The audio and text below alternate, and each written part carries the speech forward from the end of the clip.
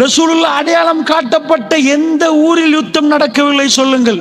யகூதிகளோடு நீங்கள் யுத்தம் செய்யாமல் மறுமை நாள் வராது, மஸ்ஜிதுல் அக்ஸாவை கைப்பற்றும் வரைக்கும் என்றார்கள் ரசூலுல்லாஹ்.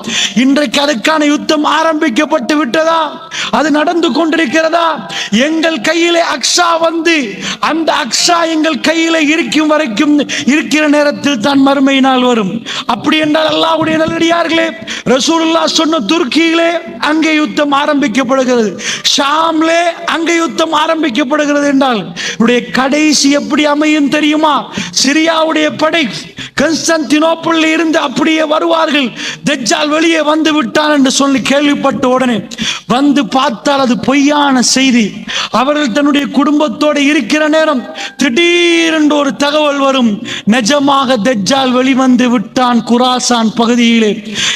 அதாவது ஈராக் போன்ற பிரதேசத்தில் இருந்து அவன் வெளியே வருவான். வெளியே வருகிற நேரம் யகூதிகள் எல்லோரும் கிங் ஆஃப் பீஸ் அவர்களும் எதிர்பார்த்து கொண்டிருக்கிறார்கள். அவர்கள் எல்லோரும் ஒன்று சேர்ந்து விடுவார்கள் தஜ்ஜாலுடைய பின்னணியிலே. அந்த நேரத்திலே தான் இமாம் மஹ்தி அலைஹிஸ்ஸலாத்து வஸ்ஸலாம் இருப்பது ஷாமிலே, சிரியாவிலே, திமிஷ்கிலே, பசராவிலே, பசராவுடைய கிழக்கு பகுதியிலே, டமஸ்கஸுடைய கிழக்கு பகுதியிலே வெள்ளை மினாராவில் சுபஹ் தொழுகைக்காக வேண்டி ஆயத்தப்படுகிற நேரம். அந்த நேரத்தில் ஈசா இப்னு மரியமுடைய மகன் ஈசா அலைஹிஸ்ஸலாத்து வஸ்ஸலாம் வானவருடைய ரெக்கையிலே அப்படி இந்த பூமிக்கு இறக்கப்படுவார். ரசூலுல்லாஹ் அடையாளம் காட்டினார்கள், மிக தெளிவாக அடையாளம் காட்டினார்கள். அவர் வர்ணனின ஆடை அணிந்திருப்பார், அவருடைய தலையிலே முத்து முத்தாக வேர்வைகள் இருக்கும்.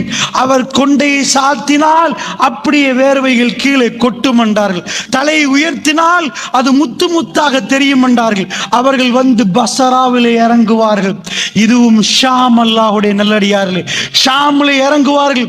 இறங்கின உடனே இந்த உம்மத் ஈசா இப்னு மரியம், ஈசா அலைஹிஸ்ஸலாத்து வஸ்ஸலாம் அவர்களை இமாம் மஹ்தி அலைஹிஸ்ஸலாத்து வஸ்ஸலாம் அவர்கள் கண்டு கொள்வார்கள். சொல்லுவார்கள், ஈசா நீங்கள் தொழுவிக்க வேண்டும் என்பார்கள். அவர் ஒரு வார்த்தை சொல்லுவார், இந்த உம்மத்துக்கு தலைமை தாங்குவதற்கு அல்லாஹ் ரப்புல் ஆலமீன் என்னை தேர்ந்தெடுக்கவில்லை, இந்த உம்மத்துக்கு நீங்கள் தலைவர் என்பார். நீங்கள் தலைவர், நீங்கள் தான் தொழுவிக்க வேண்டும் என்பார். இமாம் மஹ்தி ஒரு நபி அல்ல, இமாம் மஹ்தி ஒரு நபி அல்ல. தெளிவாக புரிந்து கொள்ளுங்கள்.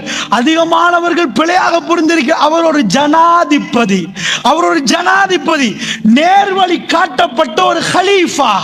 அதுதான், அவருக்கு வகையும் வராது, அவர் குர்ஆனை தான் பின்பற்றுவார், புதுசாக ஹதீஸ் சொல்ல மாட்டார், அவருக்கு வேற எதுவும் கொடுக்கப்பட்டிருக்காது. அவர் ஒரு நேர்வழி பெற்ற ஒரு ஜனாதிபதி. ஈசா நபி ஒரு நபி, ஆனால் அவர் என்ன சொல்லுவார், இந்த உம்மத்துக்கு நீங்கள் தலைமை தாங்க வேண்டும், சுபஹ் தல் ஜமாத் நடத்தப்படும். அதற்கு பிறகு ஈசா நபி யுத்தத்துக்கு தலைமை தாங்குவார், யுத்தத்துக்கு தலைமை தாங்குவார். அல்லாஹ்வுடைய நல்லடியார்களே, அந்த நேரத்தில் தஜ்ஜால் பதறுவான். அவர் ஷாம்ல இருந்து பலஸ்தீனத்துக்கு வரைக்கும் போவார். சிரியாவில் இருந்து பக்கத்து நாடு பசரா, அதுக்கு கீழே இப்படி வந்தால் பாலஸ்தீனம். மெப்பை எடுத்து கொஞ்சம் பாருங்கள், பாலஸ்தீனம், ஜோர்தான், லெபனான் இந்த பகுதிகளை கொஞ்சம் பாருங்கள். ரசூலுல்லாஹ் சொன்னார்கள், பக்கத்திலே தஜ்ஜால் வந்திருப்பான், இவர் படையோட போவார். போனால் உப்பு கரைவது போன்று, தண்ணீரிலே உப்பு கரைவது போன்று தஜ்ஜால் ஈசா இப்னு மரியத்தை கண்டால் கரைந்து விடுவார். பாபு லூத், பலஸ்தீனத்துடைய பாபு லூத் என்று சொல்லக்கூடிய இடத்திலே தஜ்ஜாலை அவர்கள் கொல்லுவார்கள் என்றார்கள் ரசூல் ஸல்லல்லாஹு அலைஹி வஸல்லம்.